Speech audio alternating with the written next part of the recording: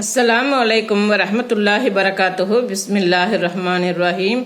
அன்பான சகோதர சகோதரிகளே, எல்லாம் வல்ல அல்லாஹ்வின் நல்லடியார்களே, இன்று நாம் காண இருக்கும் தலைப்பு நன்மைகளை வாரி வழங்கும் தொழுகை. தொழுகைக்காக நாம் எத்தனையோ காரியங்களை செய்கிறோம்.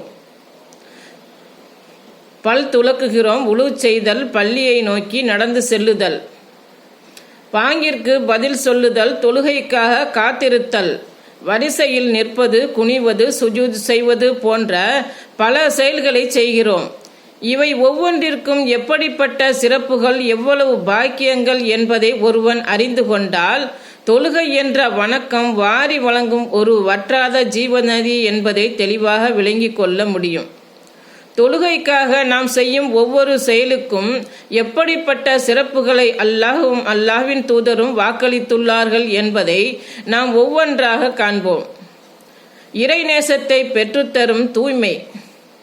தொழுகைக்கு தயாராவதற்கு முன் ஒருவன் பல் துலக்குகிறான், உழு செய்கிறான், குளிப்பு கடமையாக்கப்பட்டவனாக இருந்தால் குளிக்கின்றான். இவை ஒவ்வொன்றுமே தூய்மைக்குரிய காரியங்கள்தான்.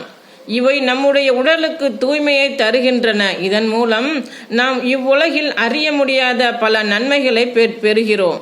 ஆனால் இத்துடன் மட்டுமல்லாமல் இறை நேசத்தையும் இந்த தூய்மை பெற்று தருகிறது.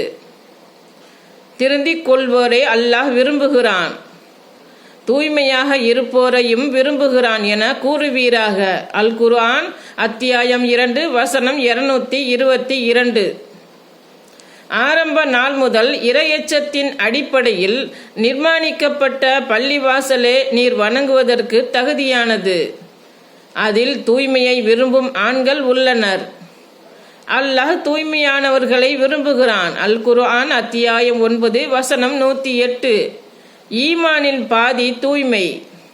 அல்லாஹ்வின் தூதர் ஸல்லல்லாஹு அலைஹி வஸல்லம் அவர்கள் கூறினார்கள், தூய்மை இறை நம்பிக்கையில் பாதியாகும். அறிவிப்பவர் அபு மாலிக் அல் அஸ்ரி ரலியல்லாஹு அன்ஹு. நூல் முஸ்லிம் 381. மன தூய்மை இல்லாமல் ஒருவன் எந்த நல்ல அமல்களையும் செய்தாலும் அது அல்லாஹ்விடம் ஏற்றுக்கொள்ளப்படாது. அதுபோன்றுதான் ஈமானிற்கு அடுத்து மிக முக்கிய வணக்கமாக தொழுகை, உழு என்ற தூய்மை இல்லாமல் ஏற்றுக்கொள்ளப்படாது. இதன் காரணமாகத்தான் நபி ஸல்லல்லாஹு அலைஹி வஸல்லம் அவர்கள் தூய்மையை ஈமானில் பாதி என்று குறிப்பிடுகிறார்கள். அஸ்ஸலாமு அலைக்கும் வரஹ்மத்துல்லாஹி வரகாத்துஹு.